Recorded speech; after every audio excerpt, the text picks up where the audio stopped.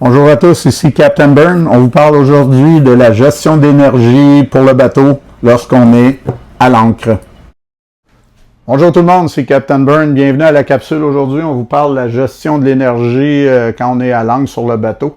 4 choses à vous démontrer, vous expliquer qu'on retrouve à l'intérieur du Bernisa sur notre bateau.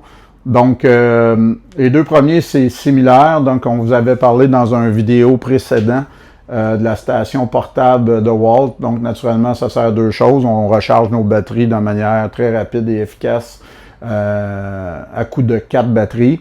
Mais quand les batteries sont pleines, naturellement, on peut utiliser ça comme un inverter, donc portatif. 15 ampères, 1800 watts.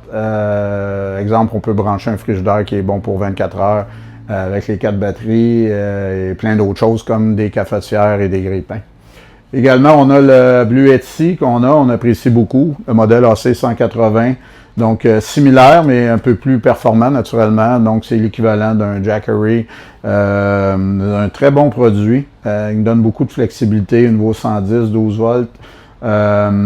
Recharge extrêmement rapide, en dedans de 30 minutes à la maison ou à l'extérieur, au bateau, sur une prise 110. Donc, en dedans d'une demi-heure, c'est rechargé.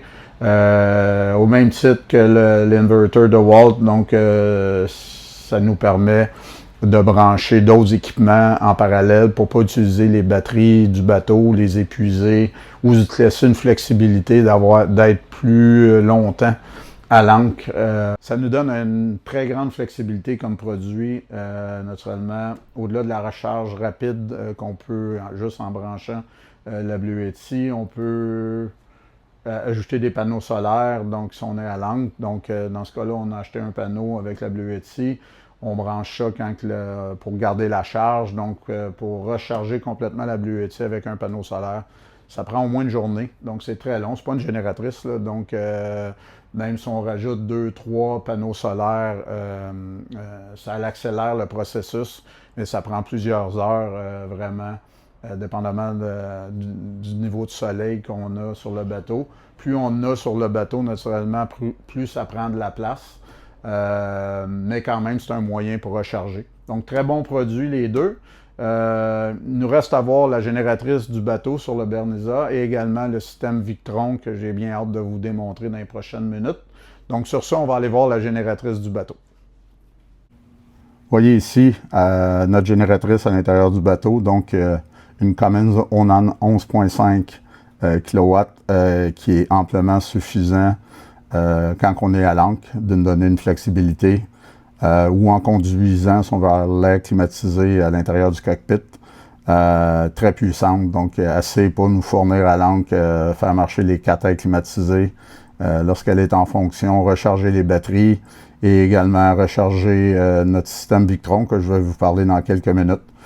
Je vais vous parler maintenant du système Victron qu'on a à l'intérieur du bateau. Donc, dans le cas ici, on a le gros inverter, donc qui transmet l'électricité ou l'énergie en mode 110, donc très important. Il y a 4 grosses batteries AGM qui se retrouvent sous le plancher ici. Nous sommes maintenant à l'unité de contrôle, donc très facile à opérer. Vous voyez ici, on est en mode on.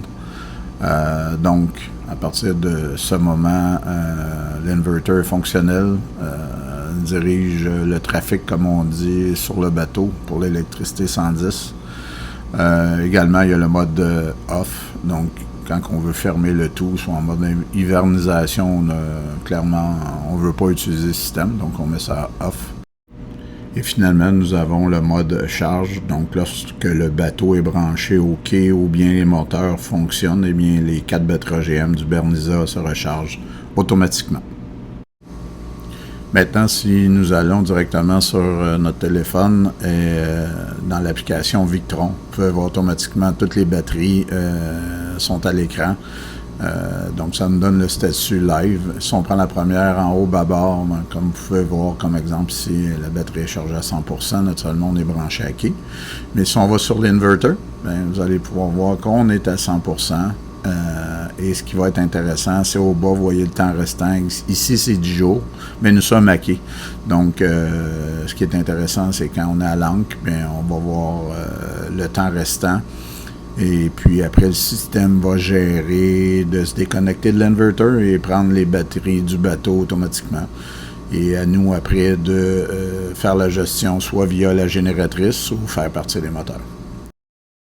Et bien voilà, ceci complétait notre petite capsule sur la gestion de l'énergie à bord du bateau. J'espère que vous avez apprécié. Captain Burn vous dit à la prochaine!